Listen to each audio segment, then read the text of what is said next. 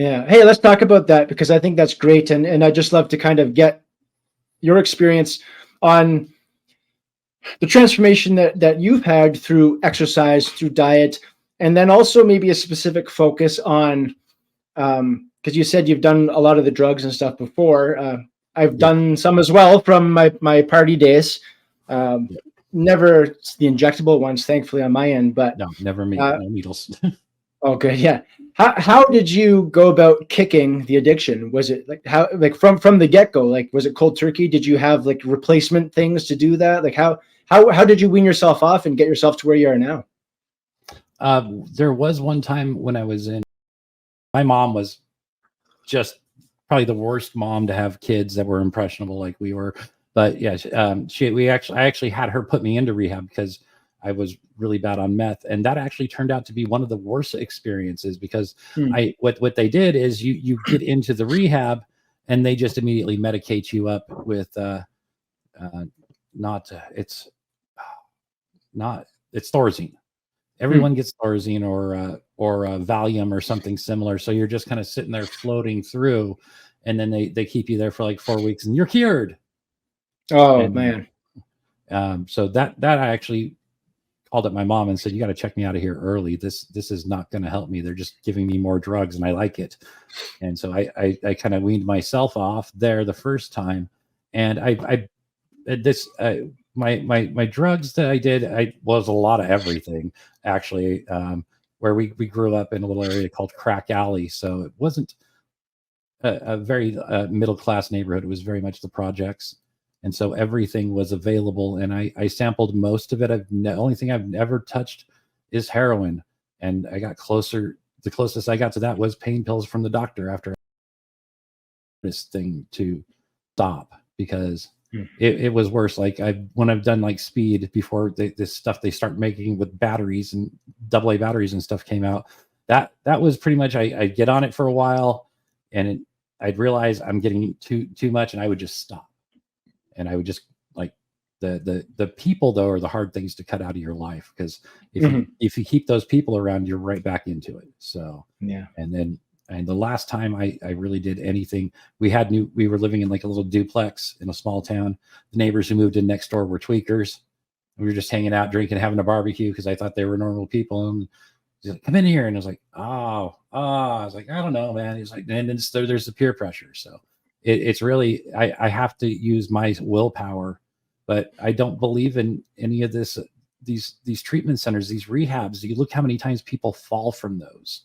And they fall harder than any time I've ever slipped back into it, because I think they don't learn any self-control, and it just grabs a hold of them. But the fentanyl and stuff that's hitting the streets now, that is just so horrible. And I honestly believe that is a weapon deployed against our nations from China, because that's where all the chemicals are made. And if anyone tells you they're just making it in Mexico and shipping it across the border, those chemicals come right through the port in Tacoma all the time. And the cartels are set up everywhere. They're not just in Mexico. They're in both our countries respectively. So I remember being in Toronto, and we're talking maybe 2017 or 2018. And I was just going to the local McDonald's to get my coffee through the drive-thru before I went off to work. And I drive by this guy. He's got like fresh ink all over his face, MS-13 right across the forehead. And I was like, I had no idea that they were this far up. Like, I knew we had your Bloods and your Crips and everything up here, and there's like local Toronto gangs, but I had no idea that they were that far reaching. And it was definitely an eye opener for sure. Oh yeah, they are everywhere now. So they are running a lot of the crime rings in these major cities, where you see the retail theft rings. They're just managing it, and usually just being like the middleman between the people stealing, who they're paying in drugs, and the people that are selling it, who they're selling it really cheap to. So you get these big giant. They just busted in California 3 or 4 warehouses full of products that were stolen from retail stores and being resold on Amazon, eBay, other sites like that, where anywhere they could set up their own store. So it's crazy. the only place that El Salvadoran gang isn't anymore is actually El Salvador. Probably they emptied all their prisons and sent them to the U.S. So did Venezuela before they just got their thing going on. But I do want to say, the rehabs don't address the triggers most times. I have to, for me, my trigger is the people. So because if you find the wrong person, I'm really amicable because it's a similar lifestyle to what I grew up. So I've really pulled myself up from my bootstraps and worked my way out of that lifestyle in that neighborhood, and that whole thing, and does been a big help keeping me away from that whole area, because it's really hard for me. I can slip like that if I just make friends with the wrong person and they're really friendly, and I've had people slip it to me at times in a drink or something. So, and once you're feeling it, but yeah. The other thing I wanted to talk about was the food that we're getting a lot of times, because a lot of my weight loss came from cutting out a lot of what we were eating, starting to pay attention to what was on the labels, and like the high fructose corn syrup replacing sugar and a lot of stuff. And I don't know how bad it is up there if Canada is as lax as the United States is, but like I used to drink a lot of Mountain Dew. It was and I drank it from before it became what it is now, where it was just a regular soda with sugar in it, and orange juice was the number one ingredient. Now orange juice concentrates like the 6th or 7th ingredient, and the things that come before that are high fructose corn syrup and brominated vegetable oil. Vegetable oil. Yeah. So I here's this great. I didn't stop drinking soda altogether. I just started buying Mexican Coke, and it's cane sugar. It's illegal. Yeah, it's the pure cane sugar soda. It's the original Coke recipe without the cocaine, but I can drink one or two little. It comes in the glass bottle. It tastes better, and it's not as, I didn't crave it as much too. I figured out a lot of that high fructose corn syrup stuff makes you want more, and also a lot of the crap they're putting into the food makes you feel full for a little while, then makes you hungry again, so you eat more. It's no wonder we're seeing 500-600 pound people advocating for fat pride and that they should have the same rights as everyone else. What don't you have? So that's a self-correcting problem, though. Apparently, all of the influencers that were pushing it are gone now. Yeah, none of them reached past 35, I think. So, but new ones have replaced them. But there also, if you haven't talked about it, the bug protein's already being added into foods already. Many protein bars contain insect-based protein. They're putting insect-based pasta, and they don't put it by the names. They've got some other names I was trying to find for it. I think it's a cheddar powder or something. There's one. Yeah, there's like 5 or 6 different ones. Dub will find it and pop it in the chat. I guarantee it. She's quick like that. So, but it's amazing. It's amazing the changes you can implement with just the transformation you could have with some small changes implemented. I had a friend that he had lupus and he was in the hospital and he just blew up like a balloon. And when he got out of the hospital, he made one simple change. He took the dog, 2 changes. He took his dog for 2 walks a day instead of 1. And whenever he went to the store, he'd park at the far end of the parking lot, walk to the store, and then go. He wouldn't, normally we're jockeying for the closest parking spot to the door possible, but he'd go as far as he could. And just adding 1 extra walk a day with his dog and doing that, he just melted the weight off like in no time. I had a friend of mine from Toronto. He's when I met him, he was well over 400 pounds.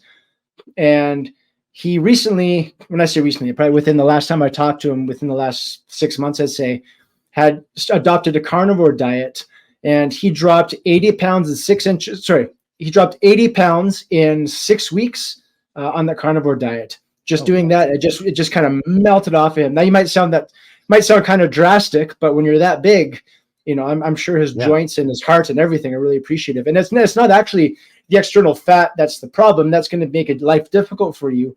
But it's the subcutaneous fat, the fat like on your organs. That's the killer right there. That fat. And I'm going to say something. I'm going to show everyone the before picture, like I showed you. That was me about 8 years ago. I was probably pushing close. I hadn't weighed myself.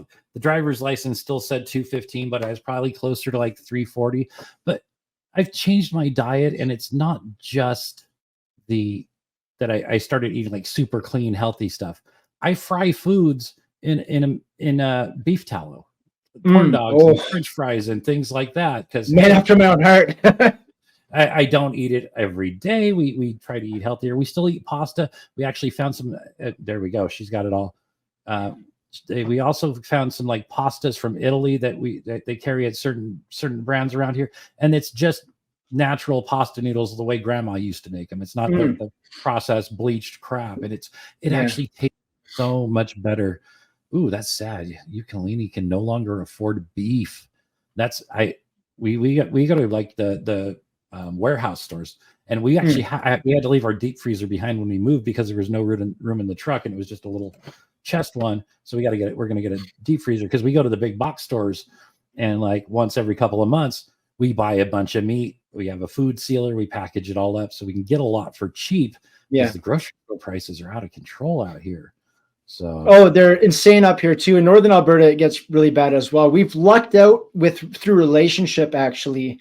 I was doing I have a documentary on both my Rumble and YouTube channel called The Albertan, and it was about an organic beef farmer. So I did that documentary, and in exchange for that, I got in this grass-fed organic beef, got half a cow from him there. We've gone through all the meat already, but that was last March we did that. But I have still some of the bones and organs and stuff in the freezer. I'll be going on. We did a whitetail hunt in November. That's wild country.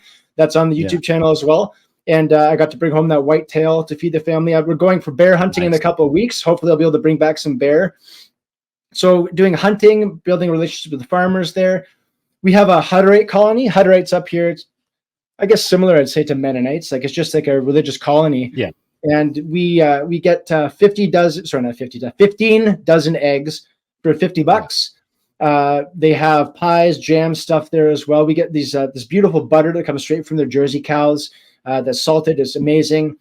And actually, I just met a couple earlier this week. I was doing some photos on their farm, and they have free range chickens. And so they do $4 a dozen for some free range eggs. So we're really lucky to have that. And we're able to, we have a friend that's granted us some of his land that we're able to go and do a garden. So we just planted a garden the other day. It's about 1,000 square feet. And where we have our corn and potatoes and onions and stuff that we grow from seed. So we are very lucky, in a position to be able to get a lot of our food that way. My wife makes her own bread. She makes her own pasta and stuff like that. So if we have any of her breads or anything like that, we know that it's just like flour and water and whatever, sugar, whatever she makes it with. So we really kind of try to minimize the times, the things we buy from the store and the processed stuff as well. Once in a while, like you said, like we're not complete psychos about it. Like we'll sit down at night, we'll have some popcorn or we'll have some nachos and watch a show or something like that, but for the most part, we eat pretty clean and we're pretty careful about where we get the stuff from.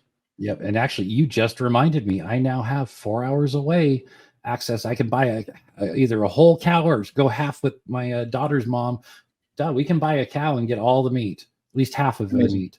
So plus I got to remind her, she's got chickens. So whenever she's always complaining about having too many eggs, like bring them down. Cause she's down here like every other weekend. So she can bring me eggs and we can actually just drive up there and go to the meat packing plant. I got to take it. That's worth a trip just there to get the box of freaking meats that they sell at the butchers up there. So yeah. Ooh, thank you for reminding me. I have all that stuff out close.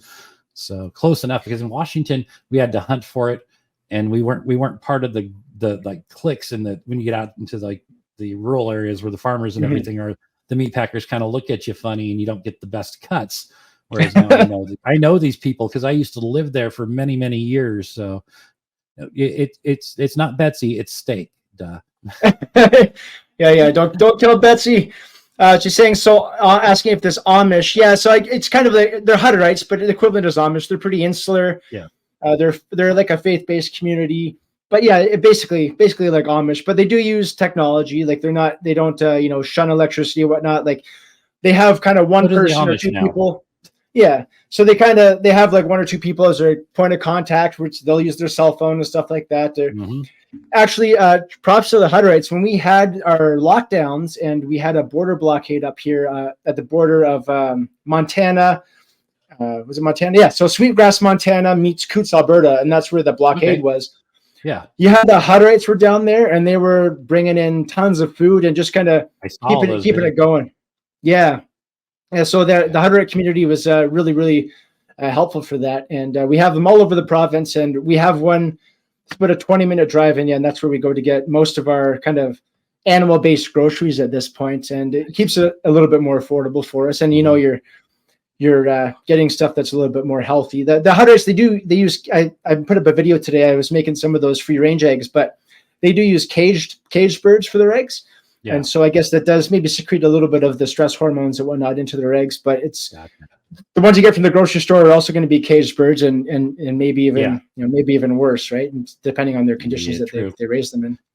Yeah, I try to buy the free range whenever they're in the affordable price range. Yeah. So, but now she can bring them down. She's always got too many eggs, so she can just bring them right down. I'll take eggs. I eat eggs every day for the most part.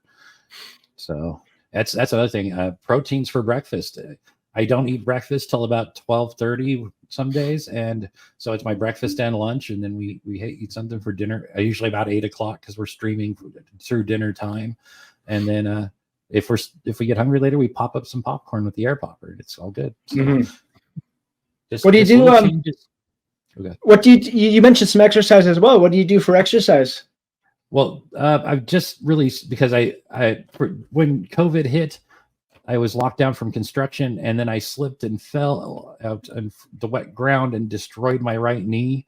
So I was actually unable to do any kind of work or hardly even walk. It took 18 months for them to restart elective surgeries out there. So literally, and I had to go to another county to get it done there because they started before. So the doctor said, okay, we know you've been waiting. I've been miserable this whole time. Literally 18 months of hardly being able to walk. My son graduated boot camp. I had to fly up there, got water on the knee from the flight because my knee was all messed up. I was miserable.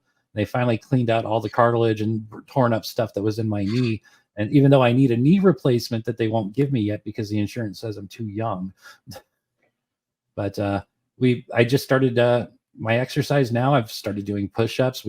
I'm really going to we just got into this new place. I've just kind of finally finished setting up. We have a full exercise facility that we have 24-hour access to and it's all brand new equipment. They're remodeling this place, but we have stairs in the house now. I couldn't have done this years ago. So that's just one thing, is going up and down these stairs all day. It's like doing an hour of cardio in the gym.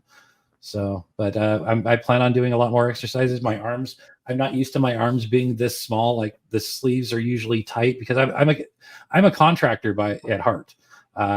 Handy is not just a name; it's an occupation. I fix everything. I'm kind of that jack of all trades guy that came in, and I could remodel your kitchen or I could replace your toilet depending on what you needed. So, and I used to working all day, every day. And so I was still fat doing that. That's how bad the food was that I was eating. And just changing a lot of that diet and starting to really focus more on exercising myself. Because it's one thing if I had to dig a trench, and I do that like 20 minutes at a time because I wasn't that healthy. And I'd rent the backhoe because it was quicker and easier to dig a short trench, which was stupid. But but it took me too long. And just changing the diet was the biggest thing that helped me. And from there, once the weight started coming off just from changing the diet, I was able to start exercising more and walking more. Duh hated it because we'd go out walking around the block all the time. And I wanted to go whether it was raining or if it was sunny and 80 degrees or 20 degrees and starting to snow. I'd want to go walk and she'd hate it, but it kept us active. So just simple things. I remember being, I mentioned that blockade or shortly, and I also mentioned the provincial politics here. I'm a photographer by trade, and I worked on one of the leadership candidates' campaigns. And so we drove, over the course of 5 months, we drove about 70,000 kilometers, which is like 35,000 miles across the province. And you're rushing from campaign stop to campaign stop to campaign stop. And so basically you have hotel breakfast and you have fast food along the way, more or less. So eating like crazy amounts of McDonald's, and and then of course I was away from my family, and so whenever we stopped somewhere, I was still drinking then, and so I'd pick up a bottle of whiskey and like a 6-pack or something, and I'd be confined to the hotel room, and I'd be drinking, and then we'd be driving, and then not drinking and driving, but separately incidents. Yeah. Eating fast food, and I put on a whole. I hit on the campaign. I think I got my heaviest. I think I finally managed to hit 200 pounds, and it wasn't until last June that I started going to the gym and started really taking care of my diet, down to 190 now, but the composition, Nice. sorry, excuse me, 180. The composition is a lot better now, but I found that for me, it was replacement. For me, it was replacement behavior. It's the habit for me of like drinking something every night. Yeah. So I forced myself to start drinking tea, and now every night, that's still my addiction. My habit is still to go have something to sip on, but now it's a tea. With cannabis, I was smoking a whole lot of cannabis, and that's also not good on the wallet. So I went and got, not advocating like you use substances, but I got this stuff here, which is, it's called Zonic, which is like the Canadian version of Zyn, which is a nicotine pouch. So just with these replacement behaviors have basically taken the place of those other things and got me off of those kind of unhealthier things. So that's really helpful. And that's the funny thing, is that replacement behavior is actually how I quit drinking and ended up drinking so much Mountain Dew. Is when because I was drinking a lot at the end. Like I polish off a pint of moonshine if I was having a good night, but I replaced it with soda, so I never even really got the withdrawals from the alcohol like people who drink heavily do, because I'm guessing that's probably sugar withdrawals that really makes them get like that. A lot of that is the sugar, and I just started pumping my body full of sugar all the time. That was the hardest thing, is I had to actually wean myself off and start putting more water and, like I said, replacing the crap with stuff that was actually better for me. And I just like, for some reason, water's never really sat well with me. I always get heartburn when I drink water. So, but like having the Coke, and now I don't get heartburn because it was probably that crap soda I was drinking, because now I can drink water every night before bed, and that's what I do. Is I just end the night with a cup of water to sip on. Does the same thing, but yeah, it's just it doesn't do it anymore. So I'm guessing it's probably my gut's probably better. Like I said, I was diagnosed with diverticulitis like 15 years ago, which is little holes in my intestines that like to flare up and cause pain and bathroom issues, similar to your symptoms. Yeah. I still have issues. It's not near as bad as it was when I was eating just like normal average diet that most Americans eat. But I've seen a lot more people wake up to that too. More people are looking at those labels when they're checking food. So, but that's what worries me about the pricing going up, is that they start going to those cheaper alternatives full of that garbage. So crap dinner, not dogs. Bugs. Yeah. What do you mean you don't want to eat the bugs? You've been eating them in your pasta and your protein bars and stuff like that. You've already been eating them. So didn't John the Baptist sustain himself on a diet of locusts and honey? Yeah. Probably the honey was the more nutritious. My wife and I are addicted to this now. It's literally just flavored bubble water. But we just found out the other day, natural flavors. There was some post I put up, and it was the pineal gland of a beaver, which is basically down by its sac. That's where they use to extract natural flavors. So I had always assumed when you read something that says natural flavor, if it's orange, you're like, oh, they take it from an orange. If it's raspberry, they take it from a raspberry. No, it's natural flavor. They got it from the sac of a beaver. So that's they use it for quite a few different things. Just like most of the juices that you find in let's say like 100% juice. If it's like apple juice, it's probably like 5% apple juice, and mostly pear juice. Because they use pear juice for everything, because it tastes like nothing, and whatever they mix it with, it takes that flavor. So it's just weird the way they've messed up our food supply. I love that so many people are getting back into gardening and things like that. I want to start like a little hanging garden, because we don't have a good area here yet, but that's going to change. But in the desert, it's harder to grow stuff, but I know I've done it before, and it's just crazy. But I do want to thank you for reminding me of all those options I've got now. My daughter's mom probably would have reminded me next time. I'm coming down. Do you want some eggs? Yes. Yeah, get the eggs for sure. My wife got last year was our first year gardening, and we started from seed in the ground. And up here in Alberta, it's zone 3, which is like basically a super short growing season. And because like up to like May long weekend, basically you can get frost, and you can kill whatever you put in the ground. And root vegetables are a little bit more sturdy, and then by September, October, basically you have to have it out. And in the summer, luckily we get like really long sunshine hours.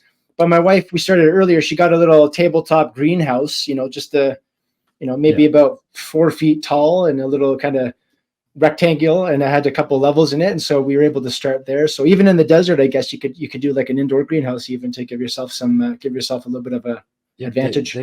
They make them. I just want to grow some like green onions and some of the cilantro and other things to add to the food. Yeah, we do eat a lot of red meat just because it's just the way I grew up. So that I know how to make all kinds of foods. Doug calls me her professional chef sometimes, just because my ex-wife couldn't cook, so I had to learn it all.